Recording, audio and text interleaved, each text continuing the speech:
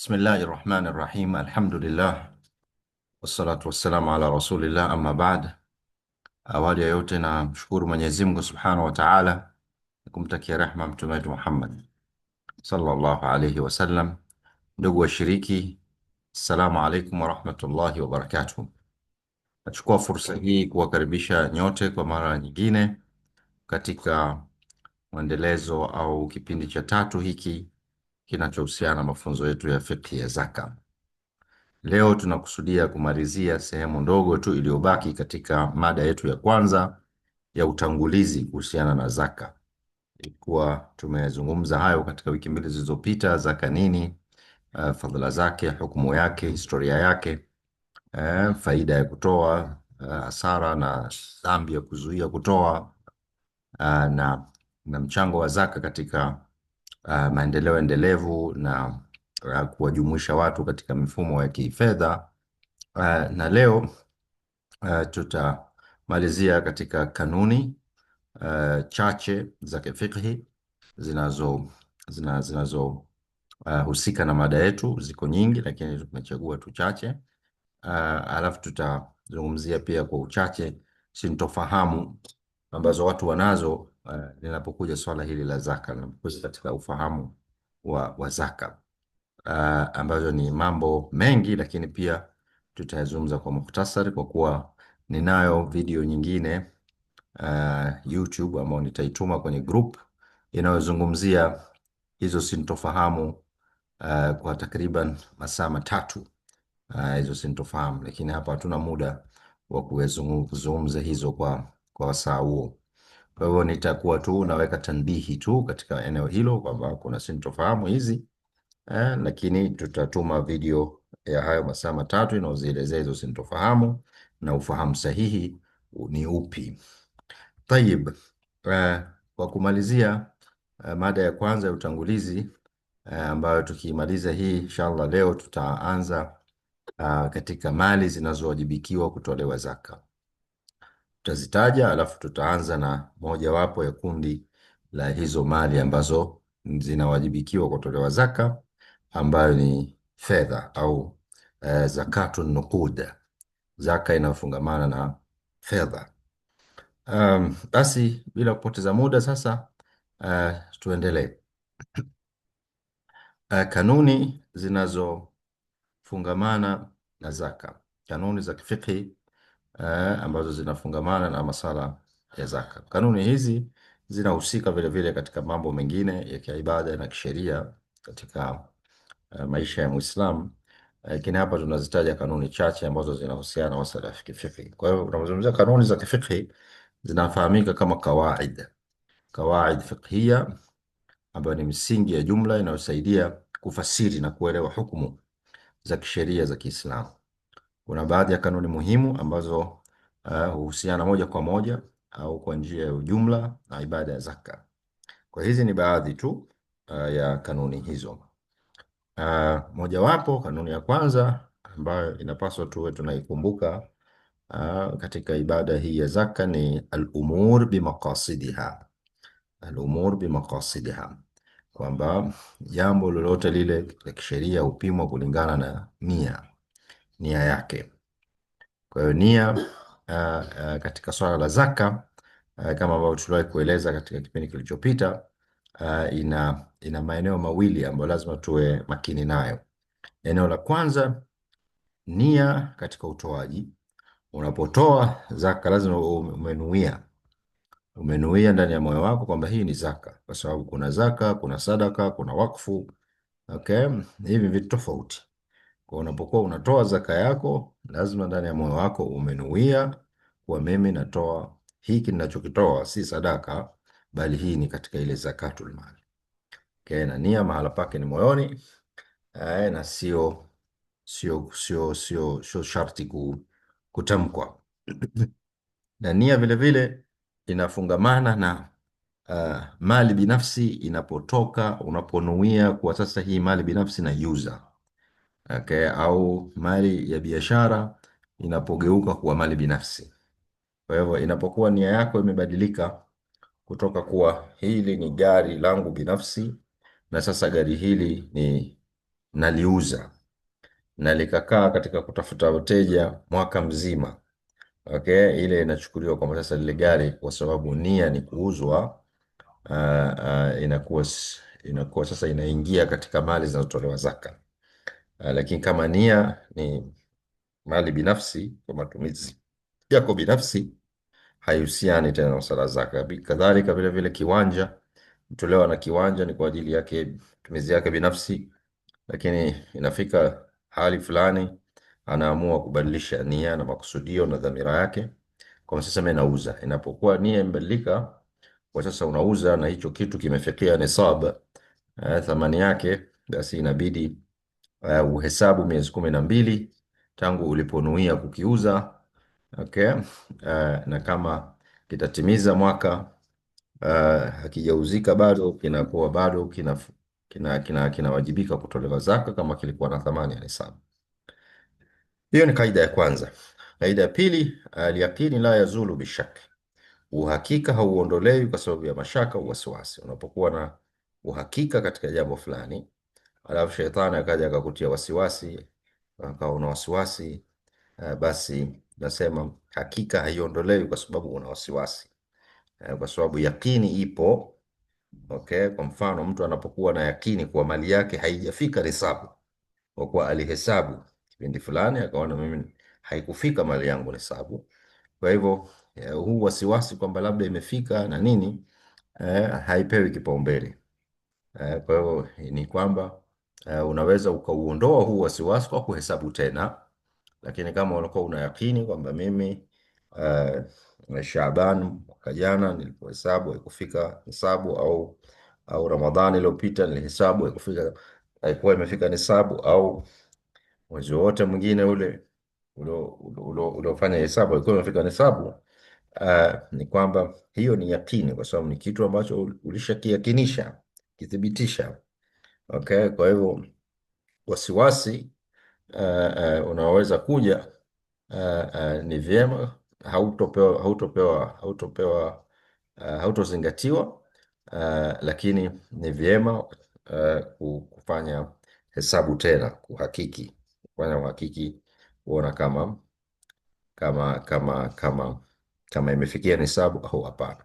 Inaweza ikaja wasiwasi vile vile, nimetoa zaka au sijatoa zaka, lakini unao yakini kwamba kuna watu fulani niliwaita kwa ajili ya kuwapa zaka. Okay. Alafu ukaja ukaingia wasiwasi, na mwaka jana hivi nilitoa au sikutoa. Unaona, maadamu iko yakini, uko ushahidi kwamba kuna kufanya jambo fulani ambalo ulikuwa umekusudia huwa ni kutoa zaka, basi wasiwasi hautozingatiwa.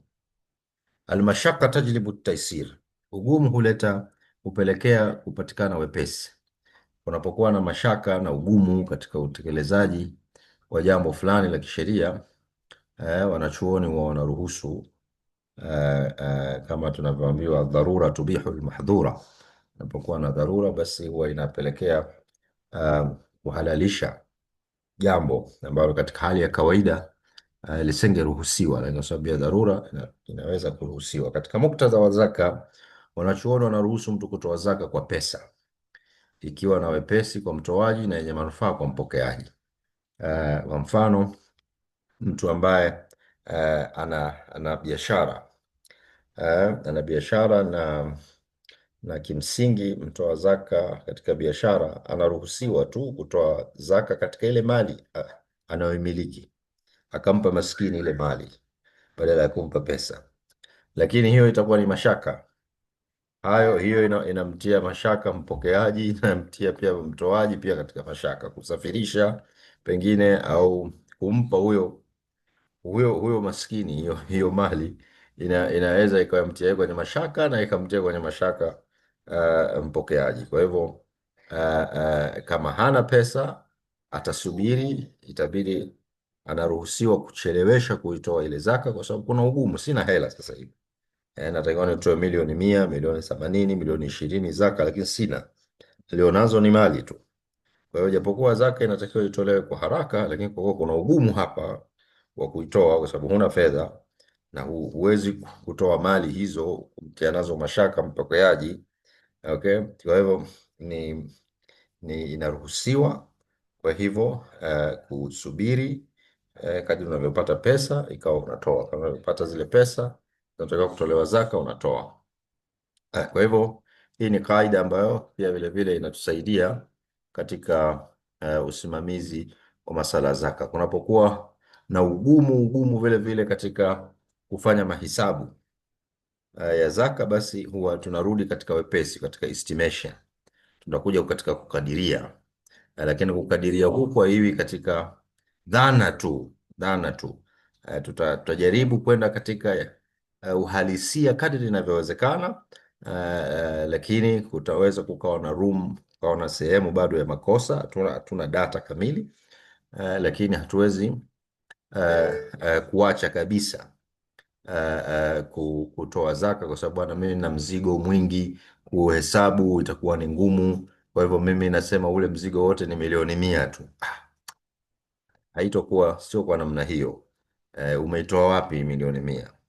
Kuna data zozote ambazo angalau tukizitazama zinakuleta katika hiyo yakini ya kwamba ile ni milioni 100, au ni wishes tu?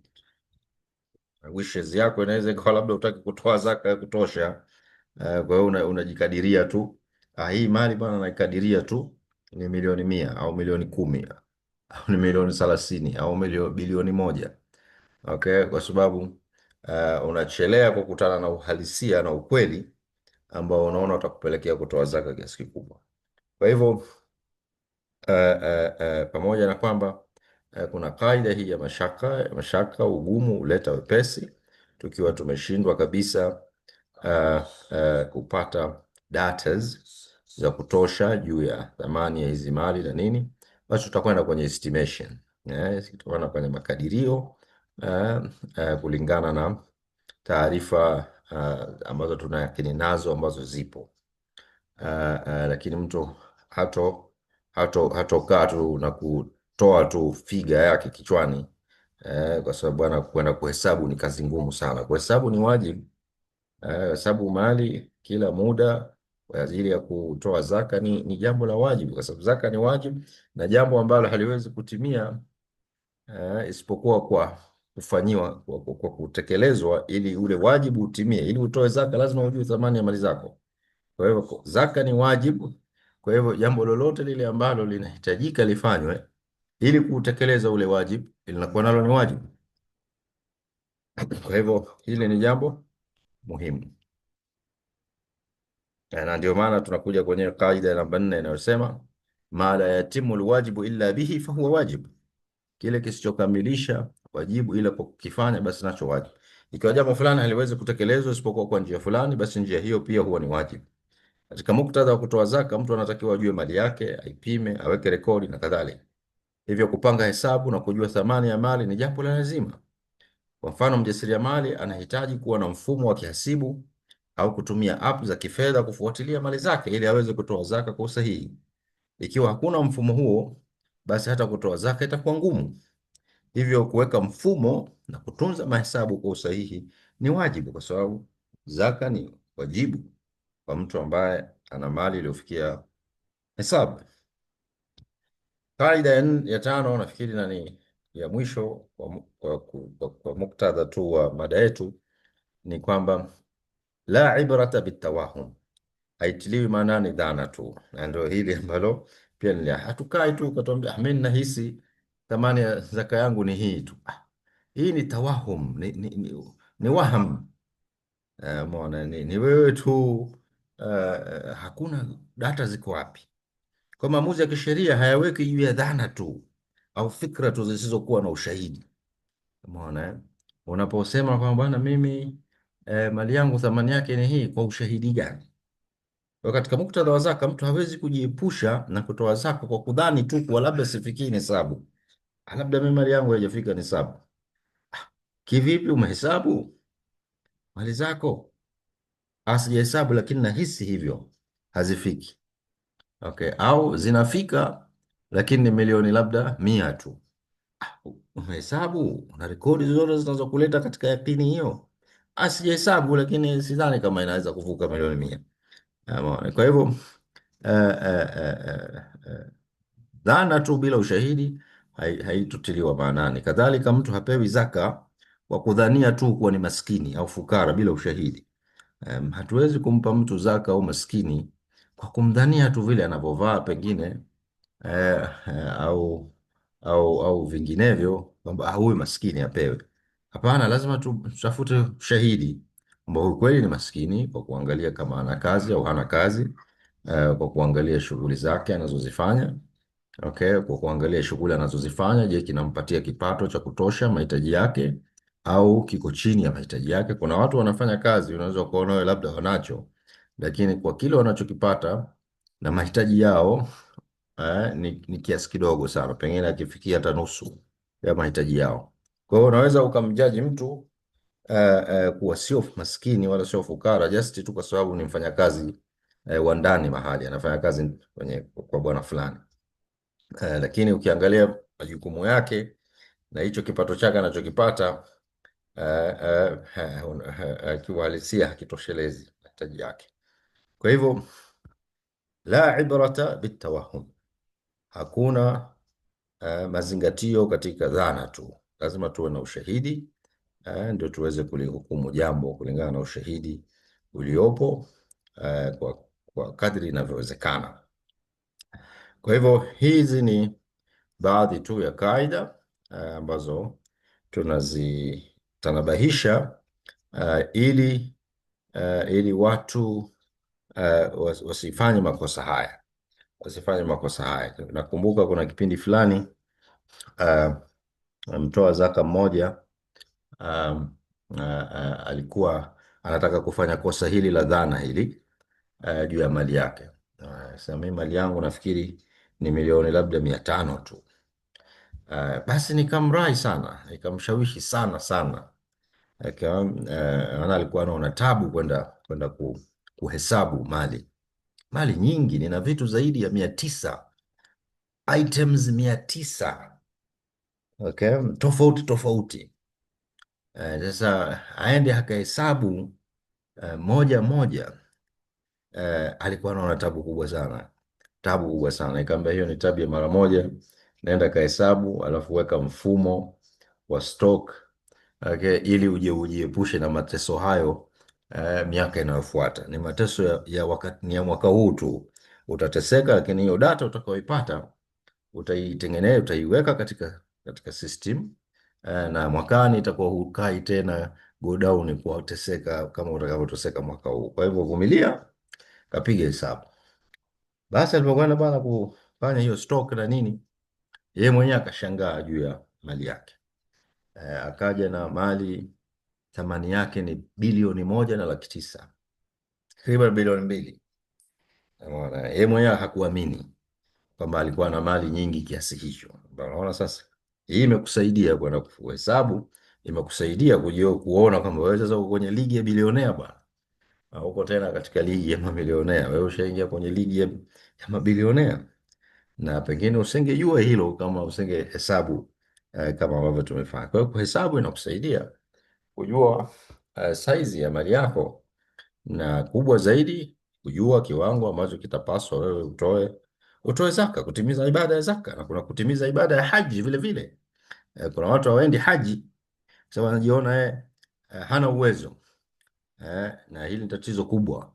Haji sio mahala pake, lakini napenda kutanabahisha hili kwa sababu juzi hapa niliona clip moja ya kwamba Watanzania tumepewa nafasi ya watu 20,000 kwenda kuhiji, lakini yule bwana akawa anaeleza kwamba mpaka sasa hawajafika watu hata 3,000, hawajafika watu 3,000 ambao wameshajisajili kwenye taasisi mbalimbali kwenda kuhiji.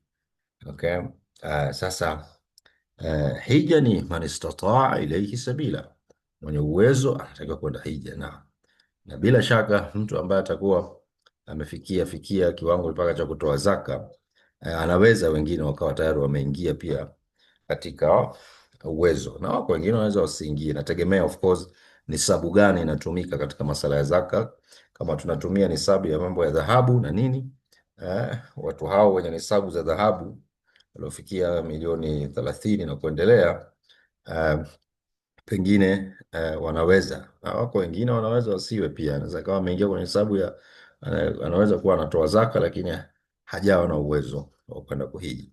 Tuyaache hayo, lakini ilikuwa tutadbihi.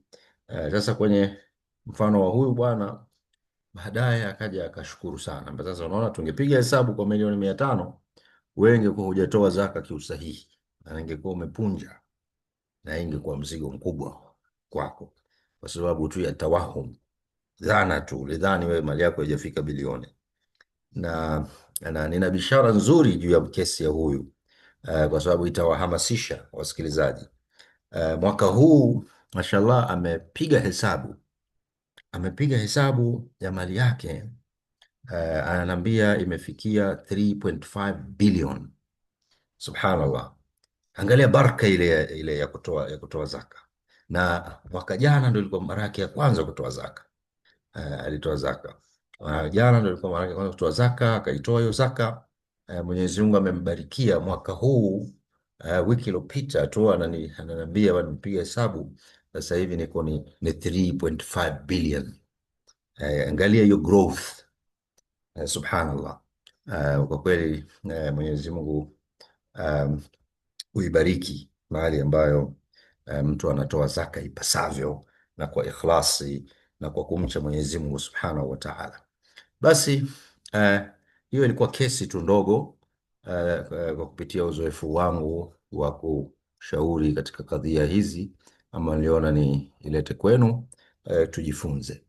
Sasa tutaendelea baada ya hizi kanuni za kifiqhi chache. Nitamalizia mada hii ya kwanza ya utangulizi kwa sintofahamu chache tu ambazo ziko nyingi, lakini nataja tu chache kwa sababu nilivyosema, nina YouTube clip ya masaa 3 inayozungumzia hizi sintofahamu peke yake. Ya kwanza sintofahamu mojawapo ni kwamba watu wanafikiri kwamba kujifunza hii fiqhi ya zaka, kujifunza fiqhi ya nguzo ya zaka ni swala la mashehe, kwamba hiyo ni kuna mtu anaitwa shekhe, yeye ndo akajifunza hilo swala la zaka, yeye atauliza maswali tu basi, yeye itakuwa kazi yake kuuliza tu maswali kwa hao mashehe basi. Hapana, hii ni dini yako. Zaka ni ibada yako, kama swala ni ibada yako, ni jukumu lako. Muislamu ambaye amefikia baleghe kuisoma swala yake, Muislamu ambaye ameingia katika kutafuta mali na anachuma mali, kusoma fiqhi ya zaka yake. Zaka ni wajibu.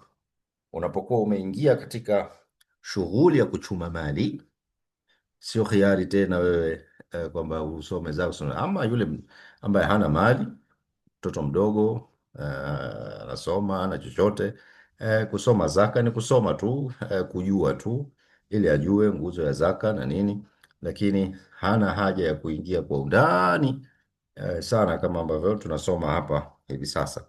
Okay, akifanya hivyo ni vizuri, lakini kwa kuwa hana mali au hayuko katika kutafuta mali, lakini wewe uko kwenye kazi, wewe uko kwenye biashara, wewe uko kwenye ukulima, wewe uko kwenye ufugaji, halafu fiqhi ya zaka wanasema hii ni ya mashehe tu. Mashehe ndo wakiwa wamesoma wao inatosha. Hii ni ibada yako bwana, sio ibada ya shekhe. Kwa hivyo hiyo sintofahamu ipo katika jamii, wanaona kama kujifunza fiqhi hii ya mambo ya zaka ni ya watu fulani na sio yeye. Yeye kazi yake aulize tu kwa mashehe. Mwingine atamwambia hivi, mwingine atamwambia vile. Baadaye atakuja kusema kwa kweli mashehe wanatuchanganya. Mwingine anasema inafaa, mwingine anasema haifai.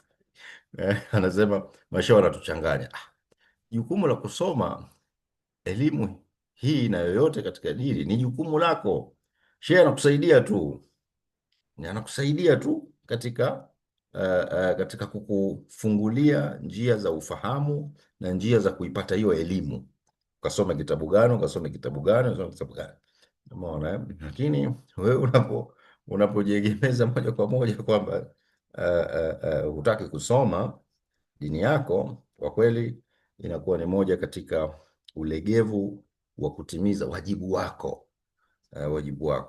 Sheikh Yusuf Qaradawi ana kitabu chake kimoja anazungumzia wajibu wa vijana wa Kiislamu. Anasema wajibu wa kwanza mtu kusoma Uislamu, asome Uislamu wake, na hasa hizi nguzo zake tano, nguzo tano za Uislamu mtu asome. Asome kwa kupitia mashehe, na mashehe watamuongoza katika kusoma vitabu, aingie kuchota hiyo elimu. Kwa hivyo hata mimi hapa mimi nawafungulia tu fikra katika fiqh hii, lakini mtu asitosheke na hiki, aende akazame katika vitabu vinavyozungumzia fiqh ya zaka, ajielimishe zaidi, pengine atakuta kile ambacho mimi sijakikuta huko na kadhalika. Wengine wana sitofahamu ya pili, zaka ni moja tu, zaka ni moja tu, kwamba zaka anaijua ni zakatul fitri tu basi. Zakatul mali wengine hawaijui. Wengine zaka hutolewa katika faida tu. Mtu anafikiria kwamba zaka ni kama vile uh, corporate tax hivi, kama ni kodi ya kampuni hivi, unaitoa katika faida. Kwa hiyo kama kampuni haijapata faida au biashara haijapata faida, anajiona hana zaka. Zaka hutolewa katika mali bwana, bila kutazama kama mpata faida au hasara. Kwa hiyo kama ni mali maalum, mali ya biashara, mifugo, mazao na mengineyo tutakayoeleza, fedha unazomiliki, utazitolea zaka hata kama fedha hizo hazijaleta faida. Zaka hutolewa katika mzunguko. Wengine wanasema zaka inatolewa katika turnover, yani sales zako, mauzo yako. Okay, hapana, zaka hutolewa katika mali maalum bila kutazama mzunguko wa mauzo ulivyo. Kama umeuza sana, kwa hiyo kama umeuza sana unatoa zaka kulingana na mauzo uliyofanya mwaka ule. Kwa hiyo kama mauzo machache utatoa, pengine unaweza usitoe kabisa ukatoa kidogo. Zaka bezi yake sio sales turnover, sio kodi hii ya makadirio ya TRA au ya KRA. Hii ni haki ya maskini inayotolewa katika thamani ya mali maalum. Wengine zaka hutolewa katika mali iliyokaa tu, sio inayofanyiwa biashara. Eh, kwa kweli hii inasikitisha sana. Waliwahi kukaa na tajiri mmoja katika kuzungumza naye juu ya masala ya zaka, hasa mimi ninavyojua zaka inatolewa katika mali iliyokaa tu, yaani hujaigusa, hujaifanyia kitu chochote mwaka mzima. Kwa kama pesa umeziweka benki zimekaa tu mwaka mzima, hujazifanyia shughuli yoyote. Subhanallah. Sasa hii tafsiri ya kukaa haijaeleweka kabisa. Kukaa katika muktadha wa zaka ni kukaa katika nisabu, yani limefikiwa nisabu, na kukaa kwa maana imekaa mwaka mzima, kwa maana ya kwamba mali hiyo haikushuka katika nisabu ndani ya hicho kipindi cha mwaka. Kama unaweza kawa umetoa kidogo ukaingiza katika biashara alafu ikarudi, okay. Hiyo bado tu ni katika cycle tu. Cash umeconvert katika bidhaa, kisha bidhaa baadaye ukaiuza ukaiconvert into cash. Kwa hivyo ni cycle ile ile ya ile cash tu. Kwa hiyo bado cash imekaa tu, japokuwa imechange form, imetoka kwenye cash paper currency imeingia kwenye product. Okay? Na baadaye utauza hiyo product inarudi tena kwenye paper currency. Kwa hiyo huwezi kuzungumzia kukaa, kwa maana hukuigusa kabisa, ilikuwa imekaa tu, hii benki haijaguswa. Ukafikiri hiyo ndo mafuhumu ya kukaa. Ni kweli hiyo mafuhumu ipo, lakini katika masala ya kibiashara hakuna mfanyabiashara yoyote, kama tutakwenda na mafuhumu hiyo, mambo ya pesa yake inakaa tu. Pesa ya mfanyabiashara inazunguka. Leo ana pesa, kesho kasha zinunulia mzigo, alafu kashauza ule mzigo, fedha imerudi. Kasha agiza hiki, pesa imetoka. Kashauza hiki, pesa imeingia. Okay, kwa tunachotazama ni nisabu ya hizi mali, hizi fedha na bidhaa hizi zopo ndani ya ule mwaka zimebaki katika kile kiwango cha nisabu, na sio tu kwamba zilikuwa zimekaa tu. Kwa hivyo hiyo ni nukta moja wapo ambayo watu hawaifahamu vizuri, wana misunderstand kukaa. Zaka hutolewa katika mali halisi ulionao, yani net worth. Hii nayo ni confusion nyingine watu wanayo. Zaka hutolewa katika mali maalum na sio mali kwa kutazama net worth. Katika wahasibu wanaelewa masala ya net worth ni assets minus liabilities. Kwa ukiwa na positive balance hapo, hiyo ndo net worth, hiyo ndo positive net worth. Ikiwa ni negative itakuwa ni negative net worth. Kwa hivyo kwenye zaka tupige hesabu kwenye net worth, piga hesabu kwenye zile mali ambazo sheria inazitambua kama ni mali zinazopaswa kutolewa zaka. Zaka hutolewa katika fedha tu au bidhaa tu. Watu wanaoona kama fedha zaka inatolewa kwenye fedha tu. Zile bidhaa za dukani hizo hazihusiki. Na hii pia kwa kweli nilikutana na tajiri mmoja pia, naye alikuwa yeye anatoa zaka kwenye fedha zake tu. Mzigo godauni hauhesabu kabisa, na sijui kama kabadilika, maana sikuongea naye tena kwa kitambo. Pengine hata hakupendelea kuzungumza na mimi baada ya kumwambia kwamba zaka inatolewa kwenye bidhaa vile vile. Kwa hivyo hata sijui kama amerekebisha hiyo hali au hali yake ni hiyo hiyo bado, ya kwamba anatoa zaka kwenye fedha tu. Kwa hiyo anaangalia tu fedha yake benki, kwenye benki hiyo ndo anatoa zaka. Mzigo, bidhaa alizonazo godauni na kwenye maduka yake hatoi, hahesabu wala hatoi kitu. Kwa kweli ni tatizo kubwa sana, tatizo kubwa sana katika kufahamu. Kwa hiyo ni sintofahamu. Zaka hutolewa katika fedha, bidhaa, madeni yanayolipika, mifugo, mazao na kadhalika. Zaka ya biashara inajumuisha fedha taslimu, mzigo kwa kulingana na bei ya soko, deni unalotarajia kulipwa, alafu unatoa deni unalopaswa kulipa. Ikiwa deni ni la riba, na ile another changamoto nyingine, wafanya biashara wengi wakubwa Waislamu wanakopa katika benki za riba na wanalipa riba, lakini hiyo fedha ya riba wanaoilipa wanaona kama vile ni sawa kutoa pesa hiyo, wakati sheria haitambui matumizi ya fedha hiyo katika riba. Kwa hiyo is not an expense ambayo ni deductible, ambayo inaruhusiwa wewe kuto kuihesabu katika hesabu zako za zaka. Kwa riba yoyote unaoilipa kulipia deni la riba, mkopo wa riba, ile katika sheria ni kwamba wewe hiyo ni mali yako bado. Okay, huyo uliompa hakustahili kupewa na wewe hukustahili kutoa. Kwa ni mali yako, kwa mnasaba wa zaka, hiyo bado ni mali yako. Unatakiwa ibaki kama cash, kama fedha yako tu, na utoe zaka kama kawaida, hata kama bila aini kwa jicho haipo lakini kwa hukumu ya kisheria hiyo ni pesa yako, hukupaswa kutoa pesa hiyo, hukupaswa kutoa riba. Umefahamu eh? Aha, na yule anayepokea riba na hakupaswa kupokea riba. Kwa hivyo riba unayopokea wewe haitakasiki kwa kutoa zaka yake. Sasa mimi na riba bwana, nimepokea hapa na nikitoa 2.5 inasafishika. Hiyo nayo sintofahamu nyingine. Riba uliopokea isafishwi bwana kwa kutoa zaka. Unatakiwa yote ukaitoe, ima umrejeshee yule ambaye umemtoza, okay, au kama kwa hajulikani, kama ambavyo tunazipokea riba hizo kwenye mabenki, hatujui ni ya nani kwa nani, inakwenda kwa jamii, tukaitoe katika jamii. Kwa hivyo hiyo ni sintofahamu nyingine. Sintofahamu nyingine ni zaka hutolewa katika mali ya haramu. Hii tushaanza kuieleza. Mtu katika riba, wizi, rushwa, dhulma za mirathi na nyingine, mtu anafikiri akitoa zaka inakuwa inasafishika, ile inakuwa halali. Sasa mali hizo hazisafishwi kwa fedha unaotoa zaka bwana. Fedha hizo zinatakiwa kutolewa na kupewa na wastahiki. Kama riba umeichukua kwa mtu unayemjua, mrejeshee fedha yake, au fedha ya wizi mrejeshee, rushwa mrejeshee, mtu dhulma mrejeshee mtu, okay.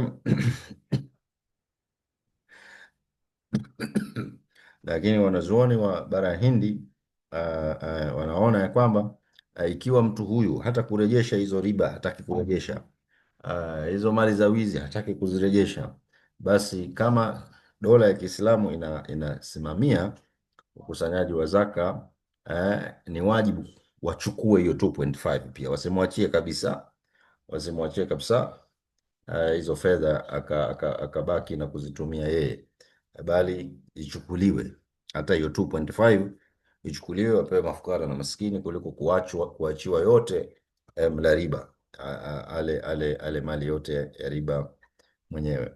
Namba 9, fedha za riba ndio natolea zaka. Hii nayo iliwahi kutokea. Bwana mmoja alikuwa anafikiri alikuwa anaona ni werevu sana. Unajua watu wana hesabu nyingi sana. Mtu anaona ni bwana, mali yangu hii kila mwaka ndo nitakuwa natoa zaka. Okay, ngoja sehemu ya fedha zangu niwe naziweka kwenye benki nipate riba, alafu nitakapokuwa napiga hesabu ile kiwango ambacho natakiwa kutoa zaka kitatoka katika pesa zile ninazopokea katika riba. Subhanallah. Yani mtu amefikia hapo. Kwa hivyo anapopiga hesabu yake anatakiwa atoe milioni 200, lakini na yeye alishaweka bilioni 1 2 kwenye benki za riba zimpatie riba. Kwa hivyo ana offset tu kwamba okay, zaka anataka kutoa milioni 200, kule kwenye riba nimepata ngapi? Nimepata milioni 300 Aha, okay. Kwa hiyo katika zile riba nilizopokea ndio nitatoa ile milioni 200 kama zaka. Umefahamu eh? Ehe, wakati haivi hivyo zaka hutolewa katika mali nzuri bwana. Allahu tayyib la yakbalu illa tayyiba. Eh, lan tanalu albirra hatta tunfiqu mimma tuhibbun. Wewe unatoa kitu kichafu bwana, kitu ambacho Mungu kakiharamisha wewe kukipokea, eti ndo unakitoa kwa ajili yake kama zaka. Hapana, hapana kabisa. Zaka hutolewa katika mali nzuri na sio fedha ulizopata kutokana na riba. Pesa za riba zinatakiwa zitolewe zote, zile milioni 300 zote ulizopata zinatakiwa uzitoe, alafu tupige hesabu kwenye hii bilioni yako na mali zako nyingine, utoe zaka. Zaka inatoka katika mali yako ambayo umeichuma kisawasawa. Fedha za riba zinatakiwa zitolewe zote na fungu la zaka litolewe katika mali ambayo umeichuma katika namna iliyokuwa bora na nzuri. Nimalizie hapa kama nilivyosema, mada hii ni ndefu na leo nilikuwa nataka kutoa muda wa watu kuuliza maswali. Sintofahamu ya 10 ni zaka hutolewa mwezi wa Ramadhani tu. Kuna watu wametengeneza mazoea ya ambayo wengine wako sahihi, wengine hawako sahihi, kwa sababu zaka inatolewa mtu unapokuwa mali yake tangu itimie nisabu, tangu mwezi ambao imetimia nisabu, miezi 12 mbele. Kama itaangukia mwezi wa Ramadhani vizuri, kama haitokuwa imeangukia mwezi wa Ramadhani basi we hukai na kusema nitangojea mpaka Ramadhani ndo nitoe. Okay. Kwa hiyo kama kuna mtu zaka yake ilikuwa due Disemba au Novemba au Oktoba, akakaa wewe anangojea mpaka ifike Ramadhani hii Februari ndo atoe, huyo anakuwa amepata madhambi muda wote huo kwa kuzuia hiyo zaka, kwa kuto kuitoa zaka kwa wakati wake. Umefahamu? Anakuwa amefanya makosa. Ama yule ambaye anafanya takdim, anaitanguliza, yeye zaka yake labda ni pengine mwezi wa 5, lakini umeingia hapa mwezi wa fadhila, mwezi wa Ramadhani unakuja hapa mwezi wa pili huu. Kwa hivyo anaamua kuitanguliza, japokuwa sio wajibu wakati wa huo wewe kutoa zaka, kwa sababu bado mwaka haujatimia, lakini kwa kuwa anataka fadhila za kutoa katika mwezi wa Ramadhani anaruhusiwa kutanguliza. Anaruhusiwa kutanguliza, na hiyo ni moja katika kauli za wanazuoni, japokuwa wako wanazuoni wengine hawaruhusu kutanguliza zaka, lakini iliyokuwa na nguvu na inaweza kutegemewa katika kadhia hii, unaweza kuitanguliza zaka yako kwa mwezi, miezi miwili, miezi mitatu, yani kwa muda mrefu au hata kwa muda mfupi. Kwa hivyo hiyo nalo ni jambo ambalo baadhi ya watu wanakuwa na sintofahamu, wanawachelewesha kutoa zaka mpaka mwezi wa Ramadhani. Anayechelewesha anapata dhambi, anayetanguliza anakuwa amefanya katika vitendo vizuri vya kheri, inakuwa ni jaiz, inafaa na inakuwa hana makosa yote anapokuwa amefanya hivyo. Nitaishia hapa. Kuna sintofahamu nyingi ambazo kwenye wale waliopata hii slides wanaweza kuzipitia na kunufaika nazo, lakini kama nilivyosema, nimezisherehesha hizi sintofahamu takriban ziko 33. Okay, kwa hivyo nitawatumia YouTube ambayo inaelezea kila moja na ufafanuzi wake, na hizi na kuzieleza hizi zote 33 katika hiyo YouTube video ilinichukua karibu masaa 3 kuelezea hizi. Kwa hiyo sitaki kutumia muda vibaya katika kulieleza jambo hili kwa mara nyingine, wakati tayari lipo katika slide nyingine. Kwa hiyo inatukamilishia uh, mafunzo yetu ya zaka katika ile sehemu ya kwanza. Sasa hivi kwa dakika chache nitaanza mada ya pili au sehemu ya pili ya mada yetu ya zaka, ambayo inahusiana na mali gani zinazowajibikiwa kutolewa zaka. Mali zinazowajibikiwa kutolewa zaka. Kwa katika mada hii ya pili ya mali zinazowajibikiwa kutolewa zaka, mali ni nyingi kwa kweli, lakini kupanga ni kuchagua. Kama mnavyoona, mali zinazowajibikiwa kutolewa zaka kuna fedha, kuna mazao, kuna mifugo, kuna biashara, majengo, kampuni. Haya ndio ambayo tutayazungumza katika mali zinazopaswa kutolewa zaka kwa kadiri Mungu atakavyotuwezesha.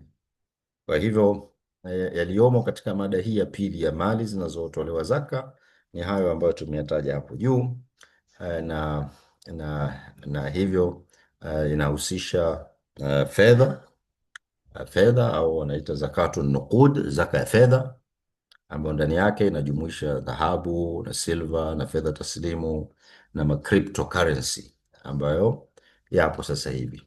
Vilevile zaka inatolewa kwa wanyama, lakini wanyama hawa ni aina tatu tu wanaotolewa zaka, ni mbuzi au kondoo. Mbuzi na kondoo wanawekwa katika kundi moja, kwa tunasema tu mbuzi na kondoo, au unaweza ukasema wanyama aina nne pia sawa, kwa maana ya mbuzi, kondoo, ng'ombe na ngamia. Hawa kuna masharti yake vile vile utakuja kuyaona unapokuwa umetimiza idadi yake na umetimiza masharti kadha wa kadha, watawajibikiwa kutolewa zaka. Kuna mazao na matunda. Mazao na matunda pia ni katika moja ya eneo linalowajibikiwa kutolewa zaka, lakini kuna matunda gani, mazao gani, matunda gani? Akwali ziko nyingi. Ukifika kwenye mali hii au katika mada hii tutaeleza ni mazao gani, akwali zinasemaje za wanawazuoni juu ya mazao na matunda yanayotolewa zaka na yasiotolewa zaka. Mali nyingine ni majengo ya biashara. Majengo ya biashara pia yanawajibiwa kutolewa zaka. Siku hizi kuna majengo ya biashara namna mbili, yanajengwa yanauzwa, mengine yanajengwa yanakodishwa. Utakuja kuona imekaaje hiyo katika muktadha wa zaka. Kuna uwekezaji, mtu anawekeza kwenye hisa, mifuko ya uwekezaji, akaunti ya muda maalum, akiba, hifadhi ya jamii. Okay. Baadhi ya nukta hizi tutaziona katika zaka ya fedha, kama sababu kwenye akaunti maalum ni fedha ziko huko na kadhalika. Bidhaa za biashara, urudu tijara. Urudu tijara nayo ni katika mafungu ya mali zinazowajibikiwa kutolewa zaka. Kadhalika mali za asili kama miti, ambayo siku hizi kuna watu pia wanafanya biashara ya kulima miti, mikaratus na mengineyo. Baada ya miaka 5, 10, 15 mtu anavuna, anauza, anapata faida mzuri tu. Kwa hivyo kuna miti ya biashara, kuna migodi ya madini, ukiacha dhahabu na silver, kuna migodi ya madini tofauti tofauti, ukiacha vito vya thamani, lakini pia kuna madini mengine, gypsum na other valuable mineral resources, ikiwemo gesi, ikiwemo oil na kadhalika.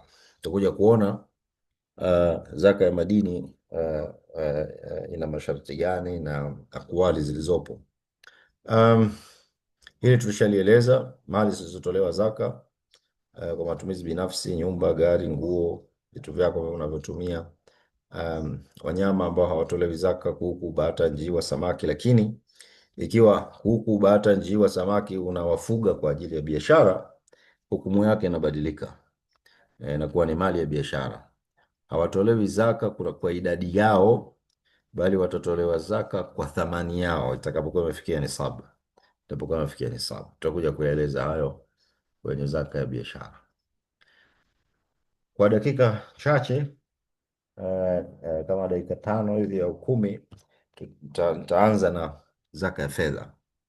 Zaka ya fedha, alafu tutasimama hapo tupate muda wa maswali, tupate kujibu maswali kadiri itakapokuwepo. Na utaratibu ni mtu anaweza kuanzia sasa kuandika kwenye chat, kuandika kwenye chat swali lako. Ikifika wakati wa maswali na majibu, tutayajibu kadri itakavyowezekana. Um, na of course itakuwa kwa fursa pia ya kuuliza live, yani kuweza kuwa mute na kuzungumza. Kwa hivyo kama una swali unaweza kuliandika, utaliandika. Kama unataka kuzungumza, tutatoa nafasi ya kuzungumza, lakini kipaumbele kitapewa kwa wale ambao yameandikwa. Tutaanza kujibu yaliyoandikwa kwenye chat, alafu ndio kama muda utaruhusu tuta tutatoa fursa ya mtu kuuliza moja kwa moja. Zaka ya fedha, kama tulivyoeleza kwamba moja katika eneo uh, au mali inayowajibikiwa kutolewa zaka ni fedha au nuqud. Na dalili ya kuwajibika kwake wanachuona wanatuambia ni aya hii katika surati Tauba, ya ayyuhalladhina amanu inna kathira min al-ahbari war-ruhbani la yakuluna amwala an-nas bil-batil wa yasudduna an sabilillah walladhina yaknizuna adh-dhahaba wal-fidda wa la yunfiqunaha fi sabilillah fabashshirhum bi'adhabin alim. Wanachuona wameweka hii aya kama ni dalili inayoonyesha kwamba dhahabu na fedha zinawajibikiwa, hasa kwenye kipande hiki kinachomalizia walladhina yaknizuna, na wale wanaokusanya dhahabu na fedha wala hawazitumii katika njia ya Mwenyezi Mungu, kwa maana kuzitoa kwa kutoa zaka, na basi wanabashirie watu hao adhabu iliyochungu. Na wanachoona wanasema neno kanz katika aya hii inakusudia mali ambayo haijatolewa zaka. Mtu ambaye hajatoa zaka, huyo anahesabika amefanya kanz. Ana mali hajaitolea zaka, huyo amefanya kanz, amehodhi, amekusanya, amelimbikiza, ni mlimbikizaji huyo. Okay, na kwa maana hiyo atakuwa na adhabu kali kabisa. Kadhalika ziko hadithi zinazothibitisha hili, lakini tutosheke na hii aya. Na wanachuoni wote wanakubaliana, chuoni wote wa Kiislamu wanakubaliana juu ya wajibu wa zaka ya fedha bila khilaf. Hakuna khilafu yoyote juu ya kwamba fedha ni moja katika mali zinazowajibikiwa kutolewa zaka yanapotimia masharti yake.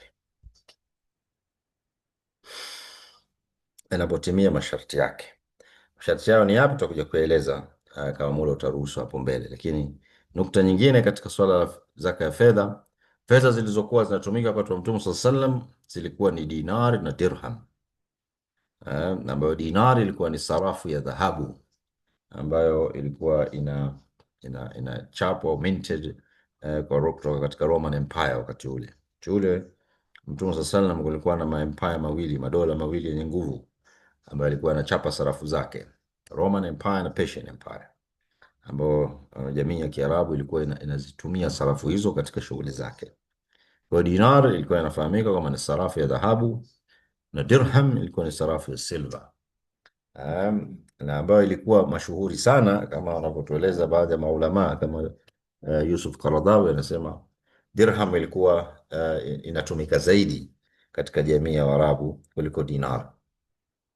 Katika zama za sasa tunatumia vile vile fedha za karatasi au paper currency au awraq almaliya, na kwa mujibu wa fatwa za maulama wa Majma' al-Fiqh al-Islami, na hakuna ikhtilafu katika hili, kwa baadhi ya wanawachuoni wachache wanazuoni kwa jamhuri yao, kwa wingi wao wa sasa na hata sasa, yani baada ya kuja hizi paper currency, wanasema kwamba fedha za karatasi imekuwa ndio aina ya fedha halali kisheria, ikiwa ina sifa za kuwa na thamani na hivyo zinakuwa na hukumu ya kisheria kama ilivyo dhahabu na silver, kwa munasaba wa riba, wa zaka, wa salam na miamala mingine. Kwa hiyo fedha za karatasi ndio zinazotumika leo kulipa mahari na kuhalalisha mahusiano baina ya mke na mume. Leo fedha ndio ya karatasi ndio inatumika kulipia bidhaa na hivyo kuhalalisha umiliki wa bidhaa. Leo ndio fedha hizi za karatasi ndio zinatumika kulipa wafanyakazi na hivyo kuhalalisha kuhudumiwa na wao. Fedha hizi za karatasi leo ndo ikiibwa zinahalalisha hata mwizi kukatwa mkono katika dola ya Kiislamu. Kwa hivyo um, ni wazi ya kwamba hatuna leo fedha ya dhahabu wala fedha ya silva. Tulizokuwa nazo leo ni fedha za makaratasi au hizi fedha za kidigitali, al-umla ar-raqamia. na na kwa upande wa mnasaba wa fedha za karatasi, wanawachuoni wote wa zama hizi wanakubaliana ya kwamba zinabeba hukumu ya fedha, hukumu ya kuwajibikiwa na zaka kwa wingi wao. Sheikh Yusuf Qaradawi aliandika tu kwa sababu ilikuwa ni katika kitabu chake Fiqh Zaka, ilikuwa ni PhD thesis yake. Aliandika tu kwamba kuna baadhi ya wanachuoni ambao wanaona paper currency, lakini akachambua hoja za hao waliosema kwamba paper currency haina wajibu wa zaka, akazichambua na kuzisahihisha au kuzikosoa hizo fikra, na akaweka fikra za maulama wa madhhab zote nne, ambao wote waliofuata maulama ambao wako wanafuata madhhabi hizi tangu wakati huo mpaka katika wakati wa sasa, wote wanakubaliana kwamba fedha za karatasi zinawajibikiwa kutolewa au zinabeba hukumu ya zaka kama fedha. Masharti ya zaka ya fedha. Masharti ya zaka ya fedha ni matano: kufikia nisab, kutimiza mwaka, iwe haina au baada ya kutoa deni, yani hiyo nisabu iwe haina deni au hiyo nisabu iwepo baada ya kutoa deni. Kwa hiyo ni sharti la tatu, anasema kwamba iwe haina deni. Sharti la nne, ukamilifu, umiliki kamilifu, iwe mwenye hiyo nisabu anamiliki hizo fedha kikamilifu. Na vile vile sharti la tano anasema baada ya kutoa matumizi ya lazima, kwamba fedha hiyo ambayo ni ya nisabu iwe ni ushatoa matumizi ya lazima. Kila sharti katika haya yana ufafanuzi wa kina kabisa ambao tutaangalia sharti moja na jingine, na unaweza ukaona kuyataja tu hivi rahisi, ni hivi, lakini kwa utafiti wangu kila sharti hapa linahitaji muda kulieleza kwa kina sharti hilo, na kuna kadhia ambazo wanazuoni wametofautiana katika hizi sharti, okay, ambazo pia zinahitaji kubainishwa, lakini ndio muda ushatutupa mkono. Na kama nilivyoahidi, leo nataka kujibu maswali zaidi ya watu, kwa kuwa tayari watu wengine wako kwenye mahesabu ya zaka, wengine wanataka kujua kama wanatakiwa kutoa zaka au hawataki kutoa zaka. Kwa hivyo nimeona nisiwacheleweshe sana watu wenye maswali pressing ambao yanahitaji kujibiwa kabla ya kusubiri darasa lote limalizike. Kwa hivyo nitoe sasa fursa ya kuuliza swali kabla ya kuanza kuzungumzia hizi sharti ambazo najua mimi kwa namna nilivyozichambua sharti moja baada ya nyingine, zinahitaji kipindi maalum, kipindi kizima cha wanawa kuzungumzia hizi sharti tu kwa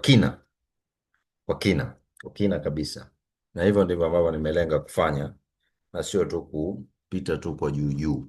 Na masala yanahitaji kubainishwa kwa kina, watu waweze kufahamu yalivyo, na hii ni kuitendea haki amana hii ya elimu. Nisimame hapo kama kuna swali. Kama kuna swali, naenda kwenye chat sasa, najaribu kuangalia hapa kama kuna swali. Assalamu alaikum, utapata rekodi ya mawaidha haya. Naam, rekodi ya darasa hizi zinapatikana katika kundi la zaka. Tuna kundi tumefungua la zaka ambalo huwa tuna posti huko, sio tu recording, hata notes hizi za darasa. Kama haupo katika kundi hilo, nitaweka hapa namba yangu ya simu ili unitumie ujumbe kwenye WhatsApp, alafu inshallah taala nitakuunga kwenye hilo kundi na utaweza kupata recording za kipindi hiki pale zitakapokuwa zimetumwa. Kwa hivyo namba yangu ni hii ambayo naituma sasa hivi katika chat hapa. Naam, hiyo ndio namba yangu. Kama haupo kwenye hilo kundi, basi niandikie kwenye WhatsApp, niandikie jina lako, alafu nitakuunga kwenye hilo kundi. Mwalimu Saleh anauliza, asalamu alaykum warahmatullahi wabarakatuh, kwa sasa ni kiasi gani mtu akiwa nacho anapaswa kutoa zaka? Swali zuri kabisa. Kwa sasa na hii nilituma kwenye group letu la zaka, masala ya nisabu.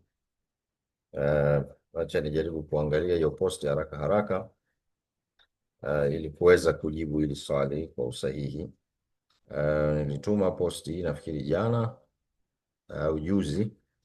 Kwa sasa nisabu ziko mbili, kama ambavyo jambo hili linahitaji ufafanuzi, na ndio sharti la kwanza hapa, kama unavyoona kwenye slide yangu. Sharti la kwanza ni nisabu, lakini hizi nisabu ziko mbili. Kuna nisabu ya gold na nisabu ya silver. Okay, kwa hiyo kuna rai hizi mbili ambazo zinahitaji maelezo ya kina, lakini kwa ufupi ni kwamba kuna nisabu ya dhahabu na nisabu ya silver. Na nikasema kwenye posti yangu ya kwamba kwa wafanya biashara inashauriwa kufuata nisabu ya gold. Tutakuja kueleza huko mbele nitakapokuwa nazungumzia zaka katika biashara, zaka ya mali ya biashara. Nitakuja kuweka akwali na kwa nini wapi ambapo imetegemea kusema kwamba watu wafuate wafanya biashara, yani fedha, na mtu ambaye fedha zake ziko kwenye biashara na mali ya biashara afuate nisabu ya dhahabu. Ama mtu seva ni mtu tu mfanyakazi anayeweka akiba zake, huyu afuate nisabu ya silver. Yeye sio mfanya biashara, yeye ni mfanyakazi, anaweka tu akiba zake, anatumia baadhi ya mshahara, fedha anaziweka akiba.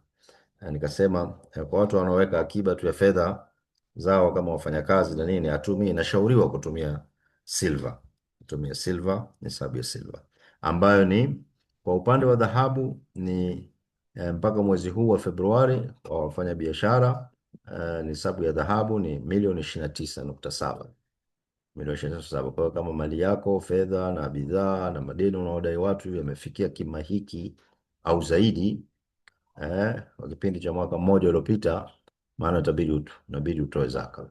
Kama mtu ulikuwa una akiba yako benki, wewe ni mfanyakazi, una akiba benki au sehemu nyingine kwenye mtandao wa simu na kwingine, imevuka milioni 4, ambayo nisabu ya silver ni gramu 595, ambayo ni takriban milioni 4,093.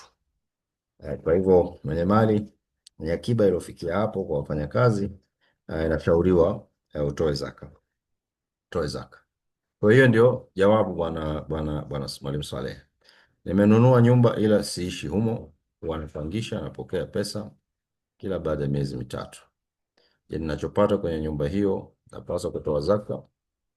Na je, kama ndio, ni zaka ya majengo au ya fedha? Wewe inaingia katika zaka ya fedha. Utakuwa unapata fedha lakini chanzo chake ni kukodisha, zaka ya fedha. Kwa hivyo wewe unabidi uzingatie masharti ya zaka ya fedha ambayo tutaeleza kwa kina huko mbeleni. Kwa hivyo ikiwa unapokea kodi, lakini kuna maelezo ya kina yatakiwa yatolewe.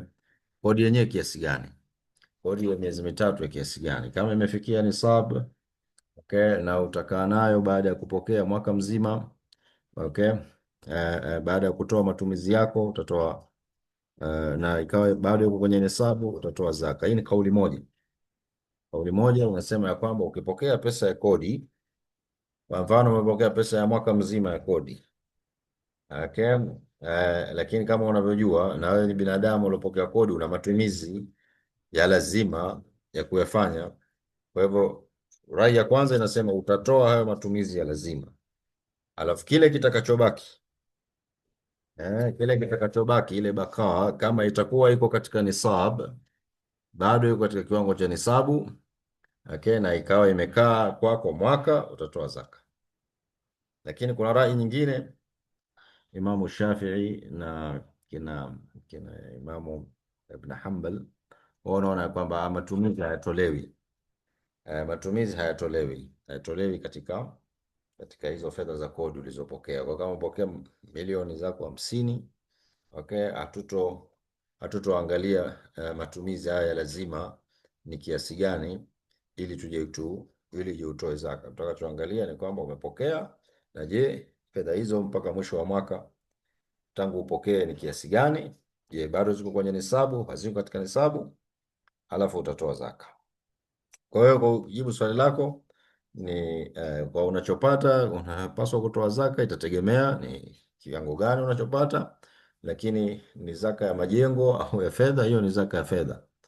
Utatoa zaka kwa mujibu wa masharti yanayofungamana na zaka ya fedha. Nafikiri hilo tumejibu. Salamu alaikum. Kama umefanya saving kwa muda zaidi ya mwaka bila proper recording, bila proper record keeping, na imefika nisabu, way forward ni ipi?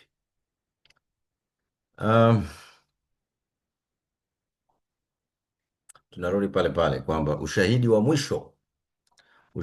wa mwisho wa kima wa fedha yako kuwa imefikia nisabu ni mwaka gani? Ushahidi wako wa mwisho uliokuwa nao. Tunataka kuzingatia ile kanuni ya fiqhi, la ibratan bitawahum, hakuna mazingatio katika dhana.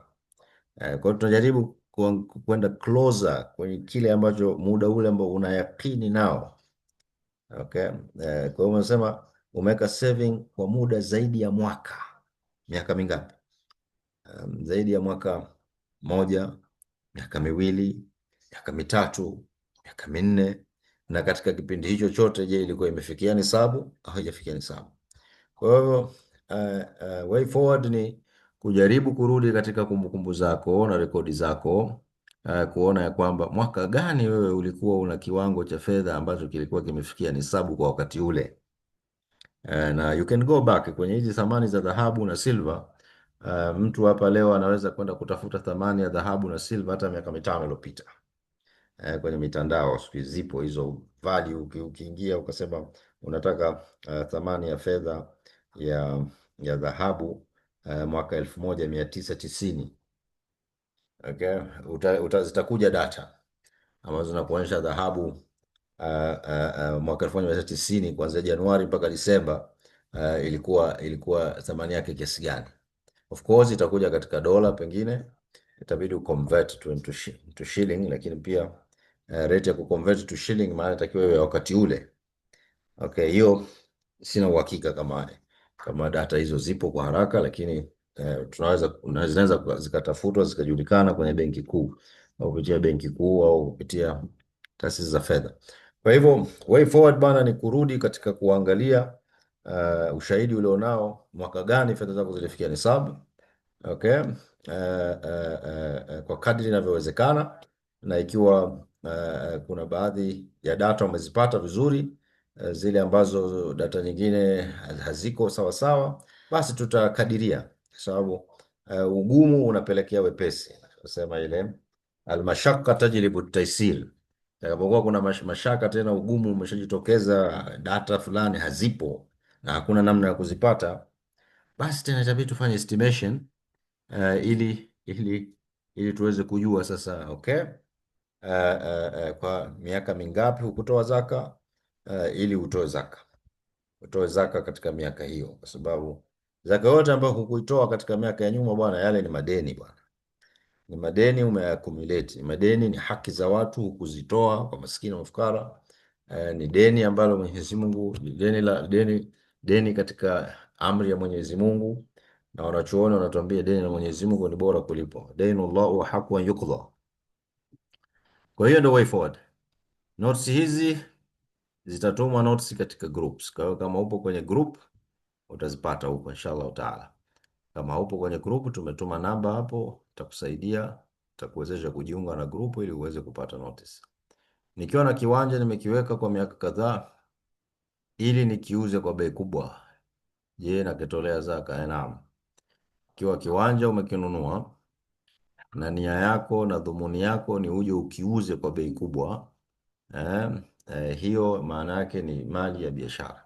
Hiyo ni bidhaa ambayo wewe unangojea tu mtu afike bei unayoitaka, okay, ili uuze. Kwa hiyo ni mali ya bidhaa, ni kama muuza duka yoyote na bidhaa yake.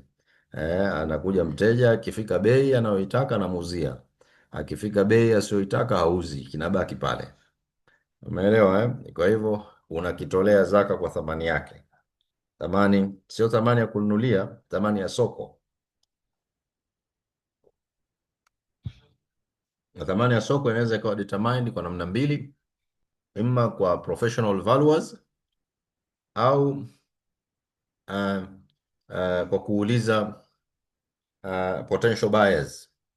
Okay, kiwanja hiki unaweza ukakinunua kwa kiasi gani, au kwa kuangalia viwanja vya karibu na kiwanja chako vinauzwa kwa bei gani. Okay, na haya yote yanawezekana kujua kabisa. Unaweza ukajua mtu Kigamboni, kama ni Dodoma, kama ni wapi, kiwanja katika eneo fulani, okay, kinauzwaje pa square meter. Kwa hiyo ni swala la kutafuta hizo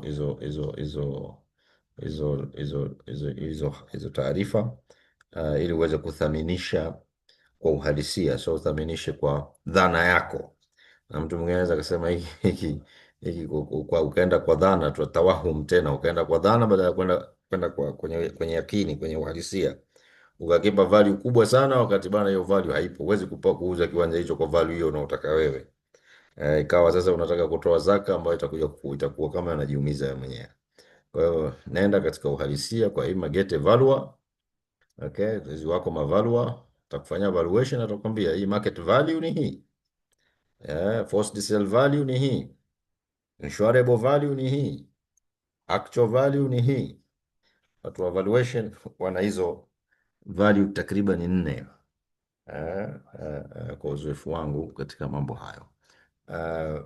Au unaweza ukaangalia tu property iliyokuwa karibu na kwako, ilikuwa imeuzwa kwa kiasi gani, japokuwa of course property au ardhi kuwa karibu na kwako haimaanishi kwamba kinaweza kikawa na thamani sawa sawa. Mwingine kiko bondeni, mwingine kiko tambarare, mwingine kiko juu ya mlima, vinaweza vikatofautiana bei, japokuwa viko eneo moja. Kwa hiyo ni bora kupata valuation, au kama vinakaribiana kwa sifa hivyo viwanja, basi ukatumia kipimo hicho hicho cha bei ya kiwanja kilichouzwa hapo karibu yako kiasi gani. Tofauti ya kutumia aina hizi mbili za nisabu ni ipi? Tumia aina hizi mbili za nisabu ni ipi? Well, ni tofauti ya kiuhalisia ya thamani ya hizi ya dhahabu na fedha. Zote hizi ni nisabu zinazokubalika katika sheria. Hiyo kwanza, nukta ya kwanza.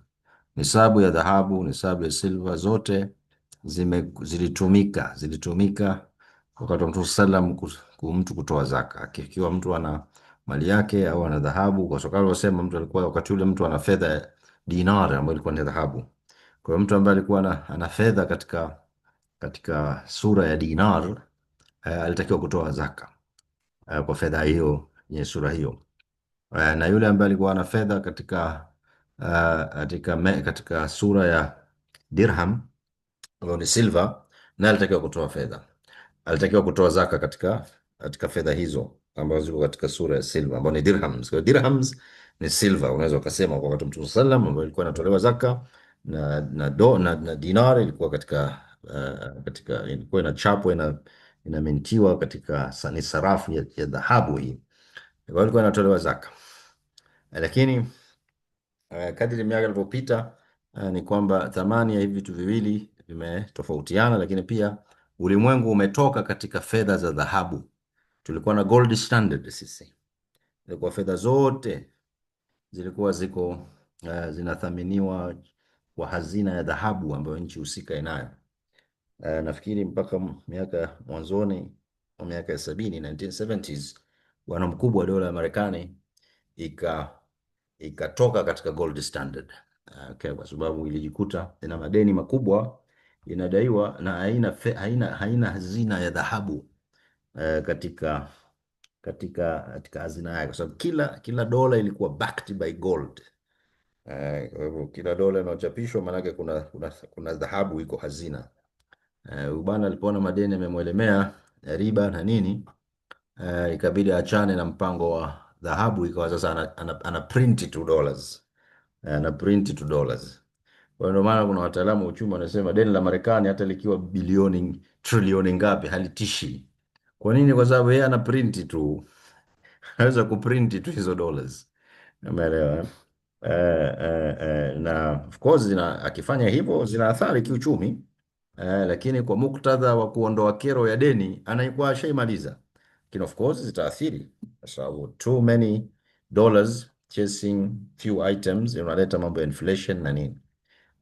Haya ni mambo ya kiuchumi, sitotaka kuingia huko kwa kina, lakini ni kwamba tukatoka kwenye gold standard, kwa hiyo kwa fedha zote ni fiat money, hazina asset yote nyuma yake. Uh, Sasa katika sura hii tunayokwenda nayo, ukitazama fiqhi yetu, wakati Mtume sallam alipokuwa akizungumzia nisabu, alikuwa akizungumzia nisabu katika nisabu katika fedha ya dinar na fedha ya dirham. Lakini sasa leo hatuna dinar wala hatuna dirham, ndio tuna fedha hizi zinazochapwa katika nani. Kwa hivyo wanazuoni tunakubaliana ya kwamba itabidi tuthaminishe fedha zetu hizi za makaratasi kwa thamani ya dhahabu au kwa thamani ya silva. Okay? Lakini sasa thamani ya dhahabu na silva leo zimeachana. Kama unavyoona hapa, tulisema hesabu ya gold ni milioni takriban 29. Hesabu ya silva ni milioni takriban 4 tu. Ipi tuende nayo? Kauli ziko nyingi na tutakuja kuona katika mnasaba wa hili swala la nisabu. Sharti la kwanza hili ni nisabu, na nisingependa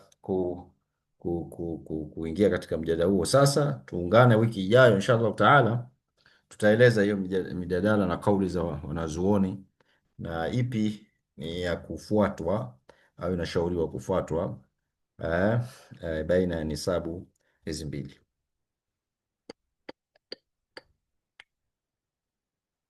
Nimefanya saving ya pesa ila huwa zinapungua na kuongezeka katika miezi ya katikati. Natumia njia gani ya kupima muda wa kutoa na kiasi chake cha zaka? Well, um, hili ni swali linalofungamana na sharti la haul, kutimiza mwaka. Okay, na hapa kuna kauli kubwa takriban 3 kuhusiana na jambo hili. Kwa hivyo kuna kauli ya kwanza ambayo inasema ya kwamba fedha inatakiwa iwepo katika nisabu kipindi chote cha mwaka. Kwa kama inapungua ikashuka nisabu, kupungua huku maana yake ni kushuka chini ya kile kiwango cha nisabu, sio tu kupungua kwa maana ulikuwa wewe na milioni 30 ikapungua ikawa milioni 29, bado iko katika nisabu hiyo. It's not an issue, lakini kama itakuja kuwa milioni 25 kwa kufuata gold standard, okay, maana yake ni kwamba wewe fedha yako ishashuka katika nisabu ya dhahabu. Lakini kama tunafuata standard ya silver, mfano huu hau apply, bali kwa mfano utakao apply ni kwamba sasa hivi tumesema nisabu ya silver ni milioni 4, lakini wewe ikawa na milioni 2. Ulikuwa na milioni 4 zikapungua zikawa milioni 2, ziko chini ya nisabu ya silver, chini ya nisabu ya dhahabu, wazi kabisa. Wanasema hawa ni kwamba okay, tutaangalia sasa mpaka utakapopata fedha itakayoongeza hiyo milioni 2 ifike tena kwenye nisabu ya wakati huo. Sasa itakuchukua miezi 2, 3, 4 uje ufikie nisabu ya wakati huo. Ikifikia nisabu ndo unaanza kuhesabu hapo. Kwa hiyo ikawa labda imekuchukua mpaka mwezi wa 7 ndo kuja kupata milioni 5 ambayo ndo nisabu ya silver labda pia kwa wakati huo. Utaanza kuhesabu miezi 12 kuanzia hapo, kuanzia Mei au kuanzia Juni, wakati ambao imefikia nisabu. Utaanza kukeep record kuweza kuangalia kama je itapungua au itaongezeka. Hiyo rai ya kwanza. Kwa hivyo rai ya kwanza inasema kushuka chini ya nisabu kuna vunja ile hesabu ya zaka, hesabu ya miezi ya zaka ikiwa imeshuka. Naam. Wengine Abu Hanifa naona ya kwamba kinachozingatiwa ni mwanzo, mwezi wa mwanzo pale ambapo nisabu ilifikiwa, na tunaangalia miezi 12 baada ya hapo. Ikiwa mwanzo mwezi wa kwanza mpaka na mwezi wa 12 ziko katika nisabu, hapa imeongezeka, imeshuka, haitozingatiwa, haitozingatiwa. Kwa hiyo kupanda na kushuka haitozingatiwa. Kwa hiyo hata kama wewe utakuwa ulipata fedha hapo, zawadi tu ikaingia, itahesabika. Kama ulipata fedha ya urithi tu ikaingia, itahesabika.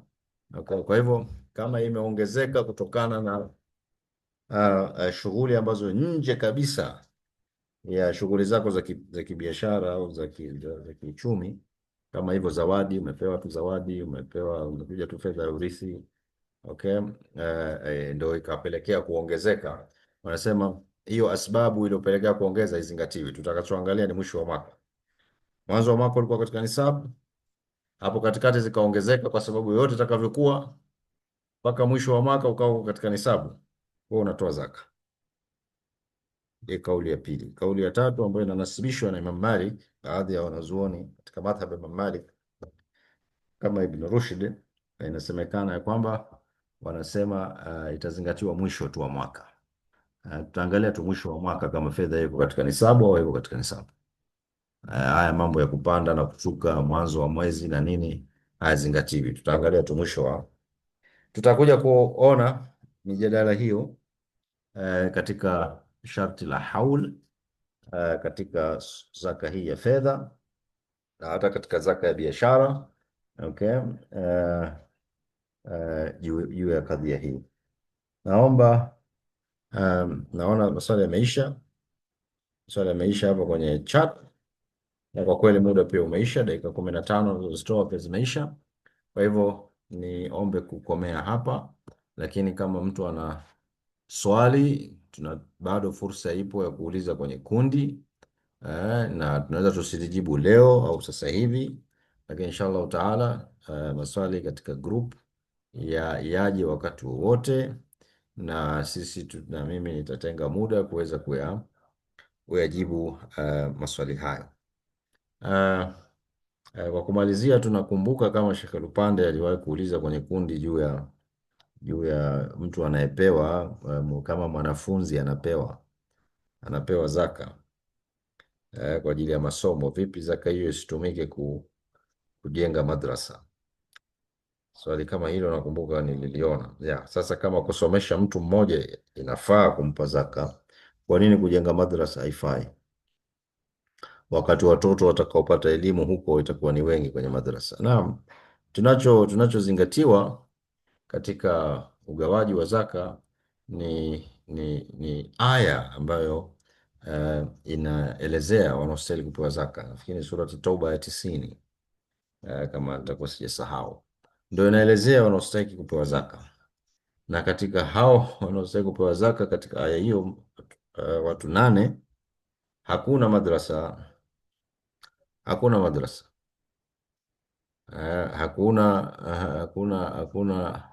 hakuna madrasa kutajwa moja kwa moja, wala kuwafikiwa na maulama.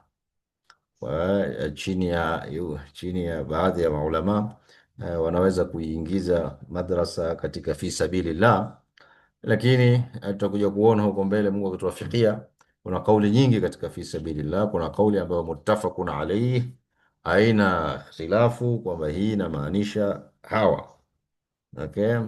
Alafu kuna kauli nyingine ambazo pia vile vile zinawafikiwa na maulama waliokuwa wengi. Alafu kuna kauli nyingine ambazo ni maulama moja moja, okay. Sasa kwenye masala kama haya ambayo wanaweza wakawepo katika baadhi ya vitabu vya fiqh, unaweza kukutana huko na baadhi ya ulama ambao wamejihusisha kutoa zaka kujenga madrasa au hata kujenga msikiti, lakini utaacha kauli ambayo ni vipi uache kauli ambayo ni ijmaa? Vipi uache kauli ambayo ni jamhur, uende tu kwenye kauli ya mwanachuoni mmoja kando kabisa peke yake. Ni kweli ni mwanachuoni anaheshimika, okay? Lakini pia wataka ujiulize kwamba hatuna maskini, hatuna fukara, ambao hawa wote ni muttafaqun alayhi, hawa hakuna ikhtilafu kwamba fukara maskini. Okay? Wewe uende kwenye fi sabilillah, tende ukachukue rai ya mwanachuoni fulani, okay? Kwa sababu tu wewe unataka kwenda kujenga madrasa. Kweli madrasa tunahitaji, muhimu, okay? Lakini pesa ya zaka imetajwa, innama sadaqatu lilfuqarai walmasakini ila akhiri. Wewe maskini unao, mafukara wapo, wenye madeni wapo, walioharibikiwa safari wapo, okay? Wanaotaka kutiwa nguvu imani zao wapo, na wengineo waliotajwa katika aya hiyo, na fi sabilillah. Wewe unakwenda sasa. Sasa kweli, kwa kweli, inakuwa kama vile hatuelewi vipaumbele, inakuwa ni kama mtu ambaye haelewi aulawiyati. Na Sheikh Yusuf Al-Qaradawi ameandika kitabu Fiqhul Awlawiyati, hatakiwa wafahamu mambo yanayopaswa kupewa kipaumbele, eh? Na mambo yanayopewa paswa kipaumbele katika zaka ni kupambana na ufukara na umaskini wa watu. Tupambane na ufukara na umaskini ambao watu wetu wako nao. Nani ambaye hauoni ufukara na maskini Tanzania hii kwa Uislamu?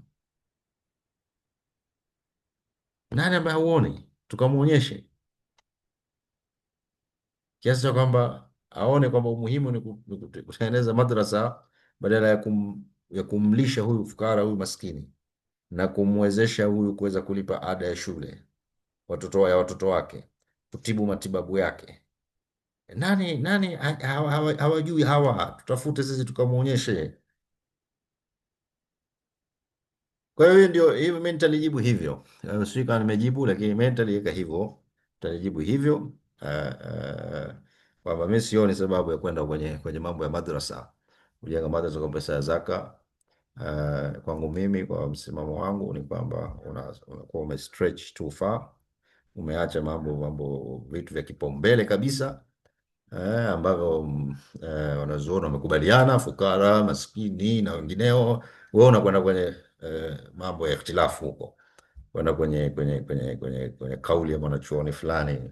Unataka kuacha yote twende kwenye kauli za wale waliopanua mafuhumu ya fi sabilillah, wakaingiza msikiti, wakaingiza madrasa, wakaingiza eh, kwa nini twende huko? Kwani tumewamaliza maskini? Tumemaliza mafukara, tumemaliza wenye madeni, kiasi cha kwamba hatuna wa kumpa zaka. Maana inapokuwa hakuna haya makundi yote, tunaweza kwenda kujenga labda hayo madrasa, bali tunaweza kuwalisha hata ndege kwa pesa ya zaka, kama alivyofanya Umar bin Abdul Aziz.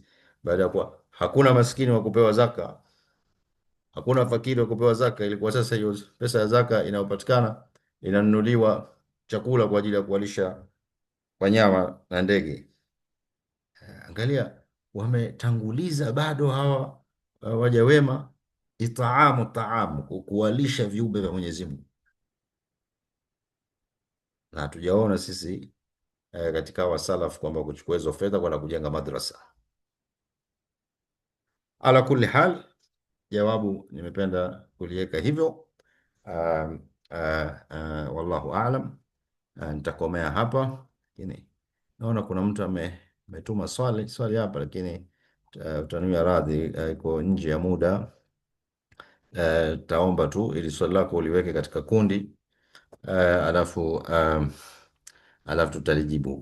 Kwa sasa muda umekwisha. Nilikuwa tunajibu swali hilo la mwisho ambalo lilikuwa liko kwenye kundi na sikuwa nimelipatia muda wa kulijibu. Ama hili lilofuata sasa hivi, mhusika na kuomba kwa heshima uliweke katika group, alafu tutalitafutia muda wa kulijibu katika group, au tutakuja kulijibu katika darasa linalofuata. Niishie hapa. Nawashukuru sana nyote kwa kutenga muda wenu wa thamani kujumuika nasi katika usiku huu. Mungu awajaze kheri kwa kuitafuta elimu hii, na inshallah taala iwe ni elimu yenye manufaa. Tutaishia hapa. Subhanak Allahumma bihamdik, ashhadu an la ilaha illa anta, astaghfiruka wa natubu ilaik. Asanteni sana na niwatakie nyote usiku mwema.